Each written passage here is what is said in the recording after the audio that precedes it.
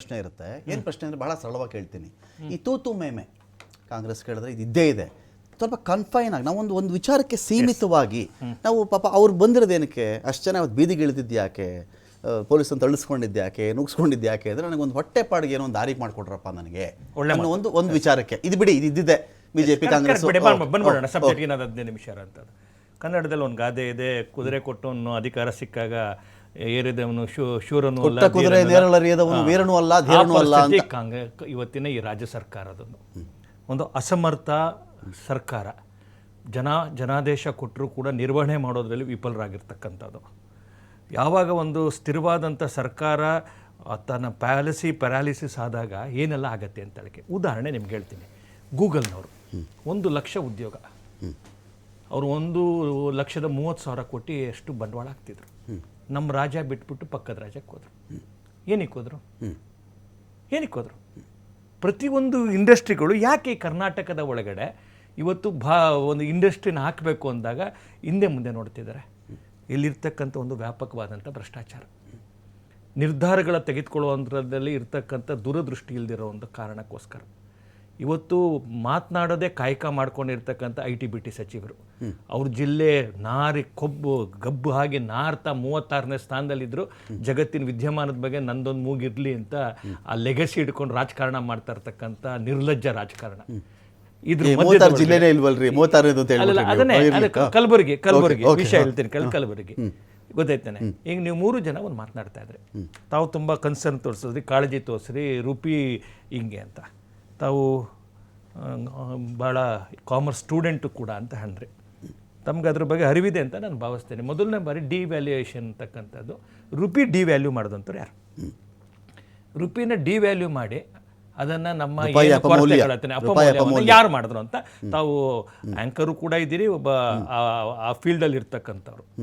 ಈ ದೇಶದ ಹಣವನ್ನು ಡಿವ್ಯಾಲ್ಯೂ ಮಾಡಿ, ಅಪಮೌಲ್ಯ ಮಾಡಿ ರಾಜಕಾರಣವನ್ನು ಮಾಡಿದಂಥ ಒಂದು ಪಾರ್ಟಿ ಯಾವುದಪ್ಪ ಅಂತಿದ್ರೆ ನಿಮಗೆ ಗೊತ್ತಿರ್ತಕ್ಕ ಕಾಂಗ್ರೆಸ್ ಪಾರ್ಟಿ. ಅಲ್ಲಿಗಾಯ್ತಾ? ಇವತ್ತು ಭಾರತ ಇಷ್ಟು ಬಲಾಢ್ಯ ಆಗ್ತಿದೆ, ರುಪಿ ಯಾಕೆ ಸ್ಟ್ರೆಂಥನ್ ಆಗ್ತಿಲ್ಲ ಅಂತಕ್ಕಂಥದ್ದು ತಮಗೊಂದು ಗೊತ್ತಿರಲಿ. ನೀವು ರಿವ್ಯಾಲ್ಯೂ ಮಾಡಬೇಕಾಗಿಲ್ಲ. ಅಲ್ಲ, ರಿವ್ಯಾಲ್ಯೂ ಒಂದು ಹೇಳ್ತೇನೆ. ರಿವ್ಯಾಲ್ಯೂ ಯಾವ ಥರ ಆಗ್ತಿದೆ?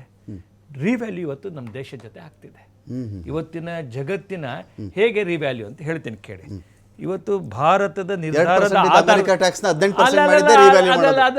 ಅಲ್ಲಲ್ಲ, ಭಾರತದ ತೀರ್ಮಾನದ ಆಧಾರದ ಮೇಲೆ ಇವತ್ತು ಜಿಯೋಪೊಲಿಟಿಕಲ್ ಸಿಚುಯೇಷನ್ಗಳು ಅನೇಕ ನಡೀತಾ ಇದ್ದಾವೆ.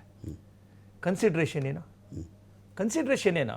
ಭಾರತದ ಕೈಲಿ ಆ ಶಕ್ತಿ ಇರೋ ಅನ್ನೋ ಕಾರಣಕ್ಕೋಸ್ಕರ ಡೆವಲಪ್ಡ್ ರಾಷ್ಟ್ರಗಳು ಅಂತ ಏನು ಬಲಾಢ್ಯ ರಾಷ್ಟ್ರಗಳು ಅಂತ ಇದ್ದಾವೆ, ಆ ಬಲಾಢ್ಯ ರಾಷ್ಟ್ರಗಳು ಇವತ್ತು ಭಾರತವನ್ನು ಇವತ್ತು ಕೇಳೋ ಸ್ಥಿತಿಲಿದ್ವಿ. ಸಂಸ್ಕೃತದಲ್ಲಿ ಲಾಭ ಹೇಳ್ರಿ, ಕೇಳೋ ಸ್ಥಿತಿಲಿವೆ. ಲಾಭ ಇಲ್ಲದೆ ನಾ ಹೇಳ್ತೀನಿ, ನಿಮ್ಮ ಮತ್ತೆ ನಾ ಹೇಳ್ತೀನಿ, ಒಂದು ವಿಷಯ ನೀವು ನಕಾರಾತ್ಮಕವಾಗಿ ನೆಗೆಟಿವ್ ಆಗಿ ನೀವು ಸಕಾರಾತ್ಮಕವಾಗಿ ಹೇಳಿ ಸ್ವಾಮಿ. ನಾ ಸಕಾರಾತ್ಮಕ ಮಾತು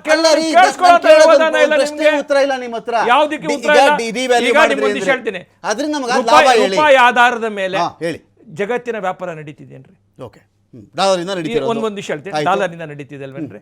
ಇವತ್ತು ಅನೇಕ G7 ಕಂಟ್ರಿ ಮತ್ತೆ ಇವತ್ತು G20 ಕಂಟ್ರಿ ಒಳಗಡೆ ಒಂದು ಹೊಸ ಪ್ರೋಸೆಸ್ ಅನ್ನ, ಒಂದು ಇನ್ಬಿಲ್ಟ್ ಮೆಕ್ಯಾನಿಸಮ್ ಅನ್ನ ಬೇರೆ ಪ್ರಯತ್ನ ಮಾಡಬೇಕು ಅಂತೇಳಿ ರಷ್ಯಾ ರೂಬಲ್ ಮತ್ತೆ ಇಂಡಿಯಾದೊಳಗಡೆ ಕರೆನ್ಸಿ ನಾವು ಆಪರೇಟ್ ಮಾಡಿದ್ವೇನ್ರಿ? ಕ್ರೂಡ್ ಆಯಿಲ್ ಅನ್ನ ತಂದು ಇಲ್ಲಿ ಪಿಲಿಕುಳದಲ್ಲಿ ಕೂರಿಸಿಲ್ವೇನ್ರಿ? ಗೊತ್ತಾಯ್ತಾನೆ, ಎಲ್ಲೆಲ್ಲಿ ಅವಶ್ಯಕತೆ ಇರುತ್ತೆ, ಎಲ್ಲೆಲ್ಲಿ ಸಾಧ್ಯ ಇದೆ. ರಷ್ಯಾ ಜೊತೆ ವ್ಯಾಪಾರ ಮಾಡಬೇಡಿ ಅಂದ್ರೆ ಅದಕ್ಕೂ ತಲೆ ಆಡಿಸ್ತೋರು ನಾವೇ ಅಲ್ವಾ? ಏನೇನೋ ಮಾತಾಡ್ತಾ ಇದ್ದೀರಲ್ಲ ಸರ್,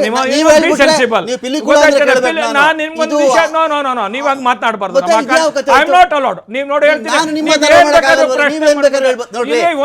ಜಗತ್ತಿನ ಮುಂದೆ ಇರೋದೇನು ಗೊತ್ತಾ? ಕೇಳಿಸ್ಕೊಂಬಿಡಿ. ಜಗತ್ತಿನ ಮುಂದೆ ಒಬ್ಬ ವ್ಯಕ್ತಿ ವೆನಿಜುವೆಲಾವನ್ನು ಆಕ್ರಮಣ ಮಾಡಿಕೊಂಡು ಅದನ್ನ ಕಿಡ್ನಾಪ್ ಮಾಡಿಬಿಟ್ಟು ಆ ಅಧ್ಯಕ್ಷನನ್ನ ಇಲ್ಲಿಂದ ವ್ಯಾಪಾರ ಮಾಡಬೇಕು ಅಂತಾರೆ. ರಷ್ಯಾದಿಂದ ನೀನು ವ್ಯಾಪಾರ ಮಾಡಬೇಡ ಇಂಡಿಯಾ ನಮ್ದು ಸಾವರ್ನ್ ಏನ್ ರೈಟ್ಸ್ ಇದೆ ಅದನ್ನ ಯಥಾ ಪ್ರಕಾರ ಪೂರ್ಣ ಇದೆ. ನೀವೇ ಮಾತಾಡ್ತಿರೋದು ಟ್ಯಾಕ್ಸ್ 18% ನಮ್ಗೆ ಯಾಕೆ ಹಾಕ್ಸ್ಕೊಂಡ್ವಿ ನಾವು? ನಾ ಹೇಳ್ತೀನಿ, ಟ್ರಂಪ್ ಅವ್ರ ಹತ್ರ ಕೇಳಿ, ನಮಗೂ ಅದಕ್ಕೆ ಸಂಬಂಧ. ನಿಮ್ಗಲ್ರೇ ಮುಖಾಂತರ ಮಾತಾಡ್ತಾ ಇದ್ದೀರಾ? ಟ್ರಂಪ್ ಡಿಬೇಟ್ ಅಲ್ಲ, ನೀವು ಯಾರೆಲ್ಲ ನೀವು ಏನು ಮಾತಾಡಬೇಡಿ. ನಿಮ್ಮ ಒಂದು ವಿಷಯ ಹೇಳ್ತೀನಿ ಕೇಳಿ.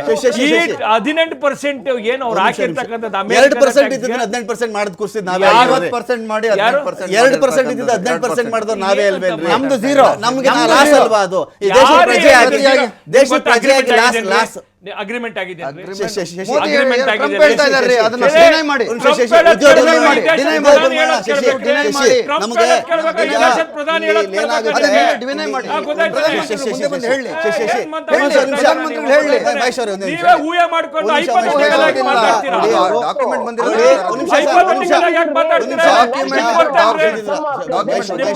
ಒಂದ್ ನಿಮಿಷ, ಏನಾಗ್ಬಿಡುತ್ತೆ ಗೊತ್ತಾ? ರುಪಿ ಡಿವ್ಯಾಲ್ಯೂ, ರೂಪಾಯಿಗಳ ಅಪಮೌಲ್ಯೀಕರಣ, ರೂಪಾಯಿಯ ಮರ್ಯಾದೆಯನ್ನು ತೆಗೆದಂತಹ ಬಗೆ, ಜೊತೆಗೆ ಕರೆನ್ಸಿಯನ್ನ ಬ್ಯಾನ್ ಮಾಡಿದಂತಹ ಬಗೆ, ಕೆಲವು ನೋಟ್ಗಳನ್ನ ನಾನು ಈ ವ್ಯವಸ್ಥೆಯನ್ನ ಕಿತ್ತಾಕ್ತೀನಿ ಅಂತ ಹೇಳಿದ ಮೇಲೆ ದೇಶಕ್ಕಾದ ಲಾಭ ಏನು ಅಂತ ನಾವು ಚರ್ಚೆ ಮಾಡಬೇಕು. ನಾವಿಲ್ಲಿ ಇವತ್ತೇನೋ ಅಲ್ಲಿ ಕೇಳ್ತೀವಿ ಅಂದ ತಕ್ಷಣ ಹಿಂದೆಯವ್ರು ಮಾಡಿದ್ದಲ್ಲ ಸರಿ ಅಂತ ವಕಾಲತ್ ವಹಿಸಕ್ಕೆ ನಾವಿಲ್ಲಿ ಕೂತಿಲ್ಲ. We are not here for that thing. ಕೇಳಿಸ್ಕೊಂಬಿಡಿ, ಯಾಕಂದ್ರೆ